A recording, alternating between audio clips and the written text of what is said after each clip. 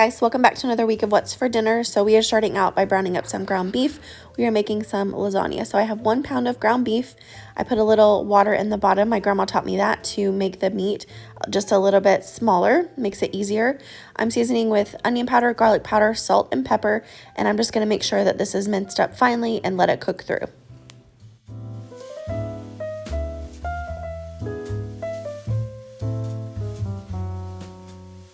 While my ground beef is browning, I'm going to go ahead and shred up my mozzarella cheese.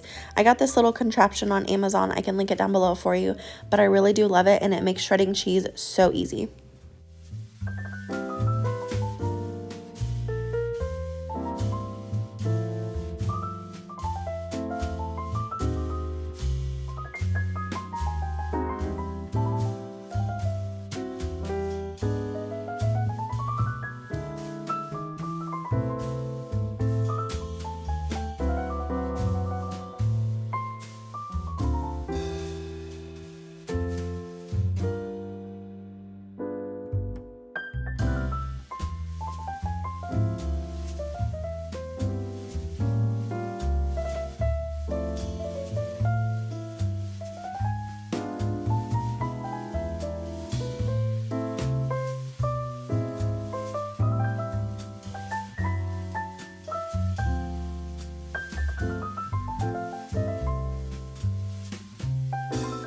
So we are going to work on our cheese filling for the lasagna. I like to use cottage cheese. We are just not big ricotta cheese fans, so I'm just using a container of 1% cottage cheese. I'm going to mix in a little bit of mozzarella and Parmesan cheese, and then I will just season it with salt, pepper, onion powder, and garlic powder. And then I'm going to throw in a couple eggs as well. You just want to mix it all together and then throw it in the fridge until you're ready to use it.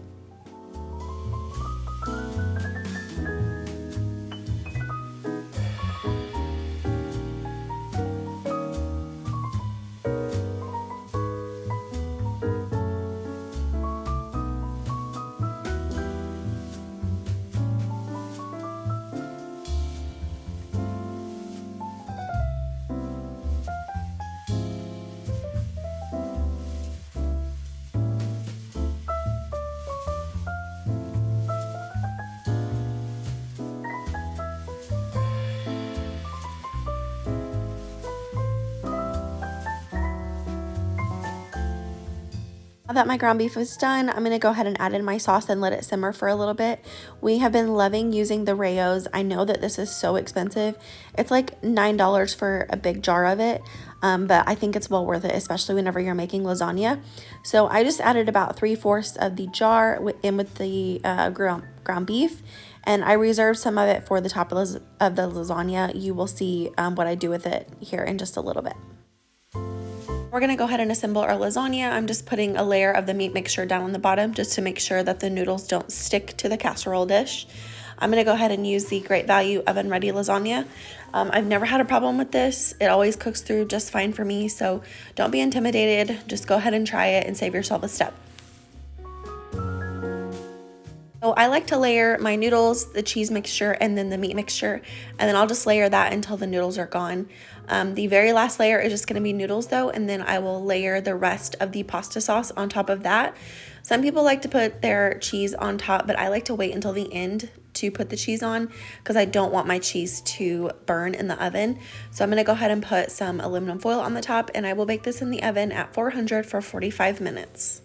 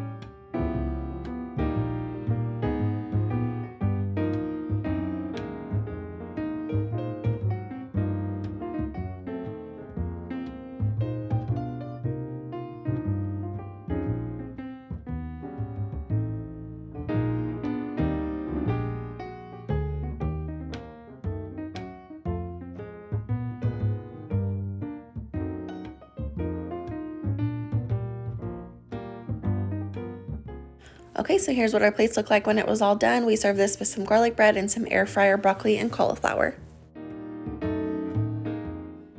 Okay, tonight for dinner we are having Mississippi pot roast. So I've got my crock pot here. I am going to spray it with some cooking spray just to make sure nothing sticks. And then normally I would sear the roast, but I'm just not feeling it today, so we're just gonna roll with it. So I have a 2.29 chuck roast here, and then I've got some au jus and some ranch. So I'm going to cut these open and then season one side.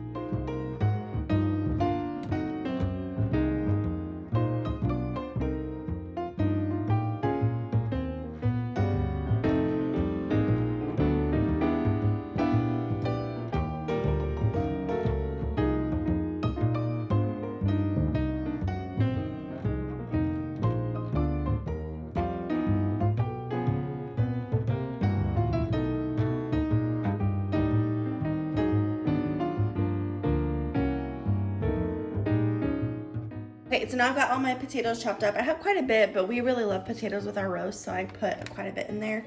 And I have a stick of butter on top. I'm gonna try and like submerge that a little bit better.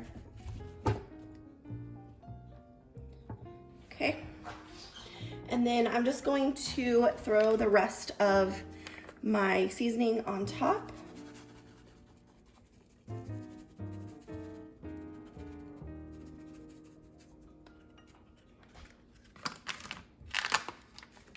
I would also suggest not adding any salt to this, and I got unsalted butter because it is very salty if you don't have the right ratios. Okay, so now we're just gonna put a lid on it, and I've got it cooking on high right now. I'm gonna cook it on high for about 4 hours because it is 9 o'clock and it usually takes about 8 to 9 hours to cook. So I've got it on high. I'll cook it on high for about 4 hours, and then we'll check it and then possibly turn it down to low depending on where it's at. With our roast, I wanted to make some of these Red Lobster Cheddar Bay biscuits. We've never had these before, so I wanted to try them, but if you've not had them, I would definitely recommend. They were really, really good, and my kids love them as well.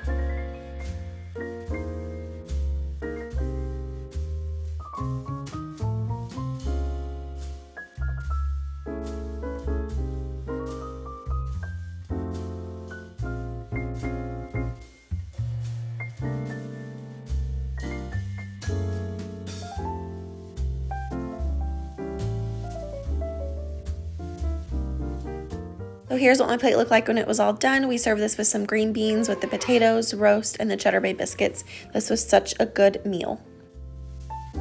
For this next meal, we are just putting together a bunch of leftovers. So I am using the leftover potatoes from our roast and just throwing those in the air fryer, which, by the way, this was really, really good.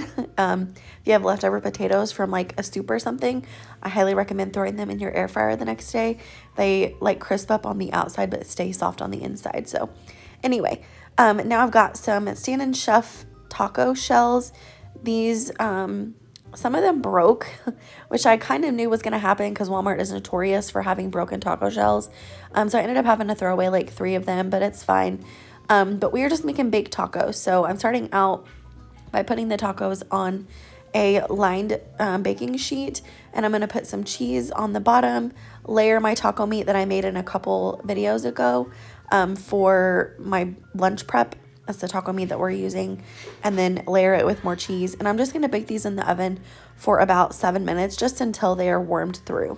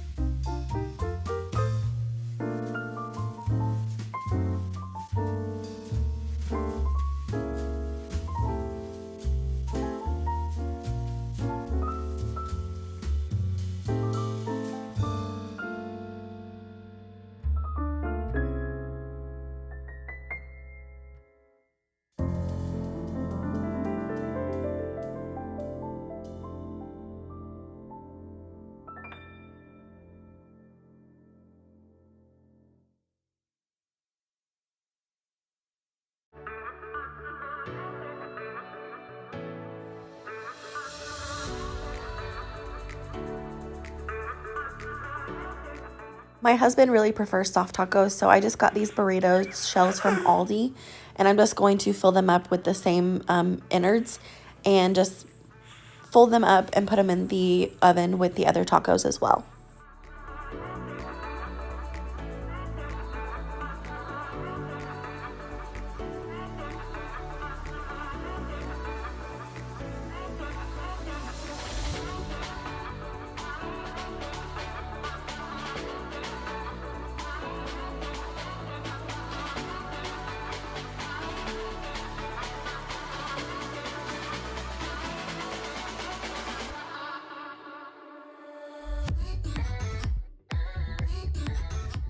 All right, so here's what it looks like when it was all done. We had those leftover potatoes, leftover green beans. I just topped mine with some lettuce, sour cream, and Taco Bell sauce. I hope you guys enjoyed this video. If you did, please give it a thumbs up. If you're new here, please subscribe. Other than that, I'll see you in my next one. Bye, guys.